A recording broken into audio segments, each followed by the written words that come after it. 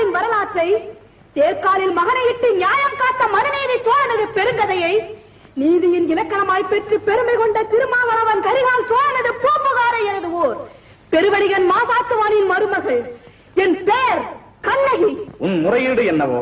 முத்து விளைகின்ற மூன்று கடல் சூழ்ந்திருக்கும் தென்னகத்தில் மும்முரசு கொட்டி முச்சங்கம் வளர்த்து முக்கொடியின் நிழலிலே முத்தமிழை காப்பாற்றும் மூவேந்தர் பரம்பரையின் பெருமிதனை மூளையாக்க முடிபுரிந்த மன்னவனே, எந்த முறையீட்டை கேட்பதற்கு முன் நான் யார் என்று முழுவதும் தெரிந்து கொள்க. நீ யார்? கண்ணகி, கையில் தனிச்சிலம்புடன் வந்திருக்கும் கண்ணகி. நீதி வழுவா நெடுஞ்செழிய பாண்டியனை துணிந்து இகழ்ந்துரைக்க வந்திருக்கும் கண்ணகி. என்ன? பாண்டிய மன்னா, ரோமாபுரியின் கொலுமண்டலத்திலே உனது தூதுவர்கள் இருக்கிறார்கள். இதோ பாண்டியத்து பேரவையிலே ரோமானியர்கள் வீரர்களாகவும் தூதர்களாகவும் வீற்றிருக்கிறார்கள். கடல் கடந்து கொடி கட்டி ஆளுகின்றாய். அந்த கொடிக்கம்பம் முறிந்து